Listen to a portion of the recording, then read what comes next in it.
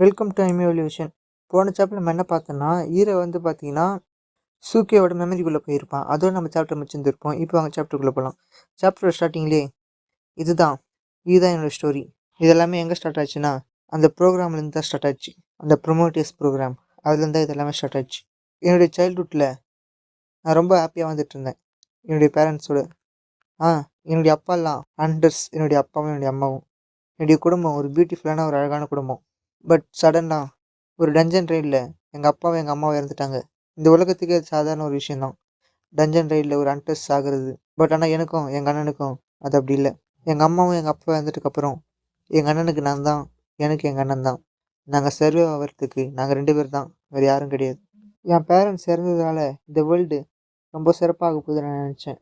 ஏன்னா என்னுடைய பேரண்ட்ஸ் அவங்க டஞ்சன் பண்ண ரைடு அது கிளியர் ஆகிடுச்சு. ஸோ அதனால் இந்த வேர்ல்டு ரொம்பவும் பெட்டர் ஆகும் அப்படின்னு நினச்சேன். அது மட்டும் கிடையாது, நானும் என் பேரண்ட்ஸை போலவே இந்த வேர்ல்டு ரொம்ப பெட்டர் ஆகும்னு நினச்சேன். ஆனால் கெட்ட விஷயம் என்னென்னா, எனக்கு எங்கள் அண்ணனை போல் ஹண்டர் ஆகிற குவாலிஃபிகேஷன் கிடையாது. என் பிரதர் மட்டும்தான் ரொம்ப எக்ஸ்ட்ரீம் பவர்ஃபுல்லோடு இருந்தான். நான் அப்படி கிடையாது. அது மட்டும் இல்லாமல் நான் ரொம்ப ஒரு வீக்கான ஒன்று. ஆனால் எங்கள் அண்ணன் என்னை எதுவும் பண்ணதே கிடையாது. எங்கள் அண்ணன் எப்போவுமே எனக்கோசம் ஆதரவாக நினச்சிருந்தான். அது மட்டும் இல்லாமல் நான் சின்ன வயசுலேயே ஒரு ஜீனியஸ் ஆகிட்டேன். புக்கெல்லாம் படித்து எங்கள் அண்ணனுக்கு பாரமாக இருக்கக்கூடாது அப்படி சொல்லி நான் தெரிஞ்சுக்க ஆசைப்பட்டேன் எல்லாத்தையும். அப்போ தான் ஒரு நாள் இந்த ப்ரொமேட்டியஸ் ப்ராஜெக்ட் அது லான்ச் ஆகியிருந்தது. ஸோ அதுக்கோசம் என்னை செலக்ட் பண்ணாங்க. அதில் பார்த்தீங்கன்னா நான் செலக்ட் ஆகிட்டேன் ஒரு ஆர்கிடெக்டாக. அதுலேயும் பார்த்தீங்கன்னா நான் ஒரு ஃபஸ்ட்டு பார்ட்டிசிபெண்ட்டாக சூஸ் ஆனேன். ஸோ கொஞ்சம் கொஞ்சமாக நான் அதை பற்றி கற்றுக்க ஆரம்பித்தேன். ஆர்கிடெக்டை பற்றி தெளிவாக படித்து எல்லாத்தையும் கற்றுக்கினேன். அது மட்டும் இல்லாமல் எங்களுக்கு ப்ராஜெக்ட் எல்லாம் வந்தது. ஒரு ப்ரோக்ராம் வேறு ஒன்று வச்சாங்க. அந்த ப்ரோக்ராமோட பேர் தி ஃபயர் தீஃப். இதில் வந்து பார்த்தீங்கன்னா ட்ரைனிங் கொடுப்பாங்க. ஒரு லெபார்ட்டரியில் டெய்லியும் லெசன் வைப்பாங்க. ஸோ அதில் வந்து ஆர்கிடெக்டாக எப்படி இருக்கணும் அப்படி சொல்லி ட்ரைனிங் கொடுத்து எங்களுக்கு மெடிக்கல் செக்கப் எல்லாம் பண்ணுவாங்க. ஸோ அந்த இடத்துல நான் ரொம்ப நாள் தங்கினேன். ஸோ அதனால் நான் ஆர்கிடெக்டை பற்றி எல்லாத்தையும் தெரிஞ்சுக்கிட்டேன். ஸோ அப்படி இருக்கிறதுனால நான் எனக்கு ஏதோ ஆயிடுச்சு, எனக்கு ஏதோ ஒரு வியாதி வந்துடுச்சு அப்படின்னு சொல்லி எனக்கு மெடிக்கல் செக்கப் வந்தது. ஸோ நான் மெடிக்கல் செக்கப்பில் என்னை செக் பண்ணாங்க. என்னுடைய மைண்டு, என்னுடைய பாடி ஃபுல்லாத்தையும் செக் பண்ணாங்க. அதில் எனக்கு கன்ஃபார்ம் ஆனதால் நான் அதுலேருந்து வெளியேற்றப்பட்டேன். அப்போ பார்த்தீங்கன்னா இந்த ப்ரொமோட்டியஸ் திட்டமும் ஒரேடியாக க்ளோஸ் ஆகிடுச்சு. ஸோ நான் அதுலேருந்து வெளியே வந்ததே 2 வருஷத்துக்கு மேலே ஆயிடுச்சு. இதில் வேறு எனக்கு வியாதி வேறு. ஸோ அதுலேருந்து நான் முயற்சி எழுந்து ஒரு வழியாக ஸ்கூலுக்கு போனேன். ஆனால் ஸ்கூலில் நான் எவ்வளோ தான் டாப்பராக இருந்தாலும், நான் என்ன தான் அறிவாளியாக இருந்தாலும் என்னால் மக்கள் கூட சகஜமாக பேச முடியல. எல்லோரும் என்னை ஒரு மாதிரி தான் பார்த்தாங்க. எல்லாருக்கிட்ட இருந்து நான் தனிமைப்படுத்தப்பட்டேன். அன்றைக்கி ஒரு நாள் எங்கள் ஸ்கூலில் ஸ்விம்மிங் லெசன். அன்றைக்கி நான் ஸ்விம்மிங் லெசன் முடிச்சுட்டு என்னோடய லாக்கர் வந்து பார்த்தப்போ என்னுடைய கிளாத்ஸ் அது எல்லாமே கிழிஞ்சு போய் என் ட்ரெஸ் எல்லாத்துலேயும் ஏதோ அழுக்கு பண்ணி வச்சுருக்காங்க. சேர் எல்லாம் தூக்கி பூசி வச்சுருக்காங்க. எனக்கு ரொம்ப வேதனையாக போயிடுச்சு. ஏன் இதெல்லாம் பண்ணுறாங்க?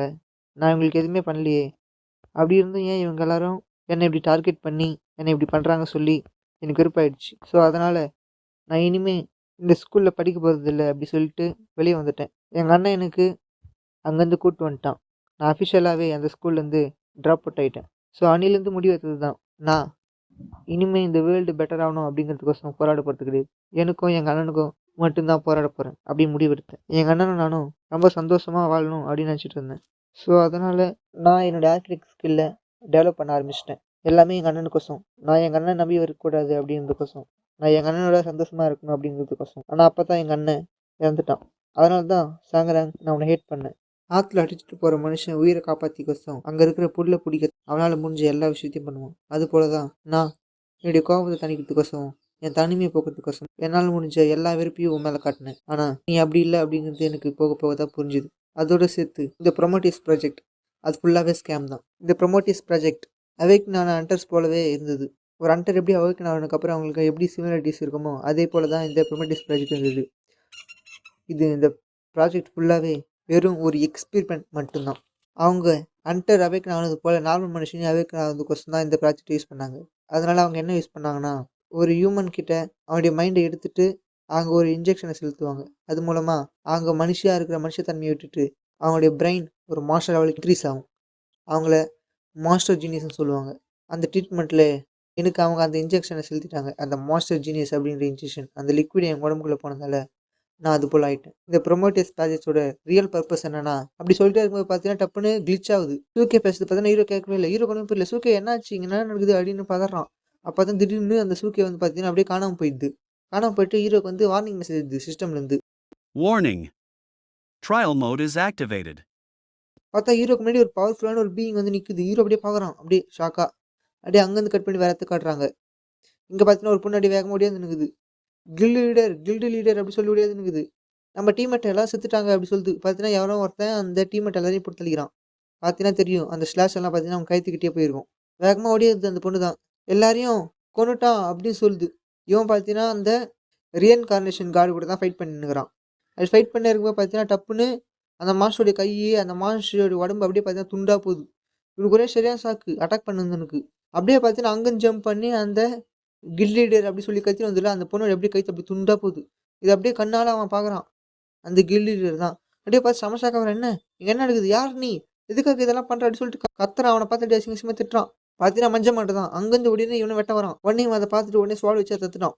ஹலோ, நான் தான் இங்க வந்திருக்கேன். அப்படியே கொடூரமா சொல்றான். உடனே அவனோட ஸ்கில்ல ஒன்று ஆக்டிவேட் பண்றான். The mirrored steps of Mad Slaughter. It turns itself into a shadow and uses ultra high speed skill to unleash a furry slash on a large range. It will surely hit the target. இது மூலமா பார்த்தீங்கன்னா அவன் shadow மாதிரி move ஆக முடியும். Shadow மாரி அவனை attack பண்ண முடியும். அவனோட அட்டாக் பவர் வந்து பார்த்தீங்கன்னா அதிகமாகும். அது மூலமா யூஸ் பண்ணி பார்த்தீங்கன்னா அங்கேருந்து அங்கே இருக்கிற எல்லாரையும் போட்டு தாக்குறான். இவன் பண்ணாத அது மாதிரி பண்ணாத சொல்கிறான். ஆனால் அவன் பார்த்தீங்கன்னா எல்லாரையும் கொல்றான். ஒருத்தர் விடாம அவன் கண்ணு முன்னாடி அவன் அப்படியே கதறான். டேய் என் டீம்மேட் எல்லாம் பண்ணாத அப்படி சொல்லிட்டு பார்த்தீங்கன்னா அவன் கொஞ்சம் கூட கண்டுக்கவே இல்லை. எல்லாரையும் போட்டு தாக்கினேக்கிறான். உடனே அவன் ஏன் ஏன் நீ இது மாதிரிலாம் பண்ணுற? நீ நிறுத்து அப்படி சொல்லிட்டு அழுகுறான். நீ ஏன்டா இது மாதிரிலாம் பண்ண அப்படி சொல்லிட்டு அழுகுறான். உடனே மஞ்ச முடி தான் முன்னாடி வரான். முன்னாடி வந்துட்டு சொல்கிறான். ஏன் நான் கேட்குறேன்? ஏன்னா நம்மளாம் ஹண்டர்ஸ்ப்பா. ஹண்டர்ஸ்க்கான மீனிங் தெரியும்ல. ஆரம்ப காலத்துலேருந்து மனுஷங்களை கொன்று வாழ்றதுனால தான் நம்ம பேர் ஹண்டர்ஸ். வேட்டையாடணும். நீ என்ன நினச்சிட்டு இருக்க? ஹண்டர்ஸ் எல்லாம் நல்லவன்னு நினச்சிட்டு இருக்கியா? ஹண்டர்ஸ் தான் உண்மையாலே ஒரு ஈவில். எல்லாரையும் போட்டு தள்ளுற ஒரு ஹண்டர்ஸ் தான் உண்மையாலே ஒரு ஈவில் அப்படி சொல்கிறான். உடனே அவனோட ஸ்வாட் எடுத்து சரி இப்போ நீ சிம்பிளாக சாக போகிற. அது மட்டும் இல்லை உனக்கு தெரியுமா ஹண்டர்ஸ் எல்லாரும் ஹண்ட் பண்ணுறதுனால மட்டும்தான் ஜாலியாக இருக்கிறாங்க. ஸோ நீயும் ஹண்ட் பண்ணி ஜாலியாக இரு. இதுக்கு பேர் ஈவில்னா அது ஈவிலாகவே இருக்கட்டும் அப்படி சொல்லிட்டு பார்த்தீங்கன்னா கத்தி எடுத்து ஓங்கி அவனை வெட்ட போகிறான். அப்போ திடீர்னு வார்னிங் மெசேஜ் வருது. உடனே அவன் பார்த்து ஷாக் ஆகிறான். என்னடா இது வார்னிங் மெசேஜ் அப்படி சொல்லிட்டு Warning. Trial mode is activated. பார்த்தா ஓ இது வந்து பார்த்தா ட்ரையல் மூடா? எப்படி இது வந்து அவேக் ஆனவங்களால் மட்டும்தான் ஆக்டிவேட் பண்ண முடியும்.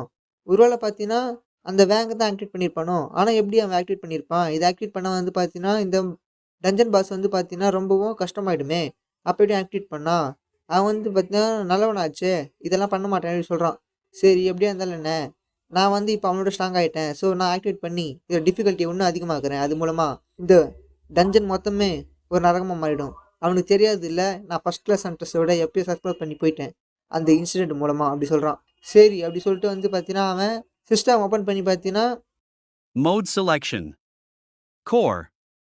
Do you want to activate awakening mode? Yes. Or no? Activate பண்ணுறான். ஆனால் பார்த்தீங்கன்னா அது ஆக்டிவேட் ஆகலை. ரெஸ்பாண்டே ஆகலை. உடனே அவனுக்கு புரியல. என்னடா இது ஒன்றுமே புரியாம முடிச்சுங்கிறான்.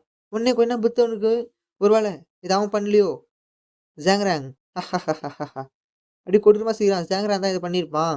இதை நான் நினச்சி பார்க்கவே இல்லை. ஜாங்ரானுடைய பவர் என்னோட அதிகமாக இருக்கு சொல்லிட்டு சரி இந்த சிஸ்டமோட ஒரிஜினல்னா நான் ஜாங்ராங் எப்படிப்பட்டவனு பார்க்க போகிறேன் அப்படி சொல்லிட்டு பார்த்தா கோரமாக சிரிக்கிறான். சரி நல்லா பார்த்துக்க. இப்போ எனக்கு இங்கே டைம் வேஸ்ட் பண்ணுறதுல ஒரு இன்ட்ரெஸ்டும் இல்லை. நான் இப்போ உடனடியாக ஜாங்ராங்க போய் அவனை கொல்ல போகிறேன். ஜாங்ராங் நான் உன்னை கொல்ல வந்துட்டே இருக்கேன் அப்படி சொல்லிட்டு கொடூரமாக சொல்லிட்டு அங்கேருந்து அப்படியே கிளம்புறான். இவன் கத்துறான். சீக்கிரம் வா வேங் வா என்னை கொல்லுட்டு போடா அப்படி சொல்லிட்டு கத்துறான். அதோட பார்த்தா சாப்டர் முடியுது.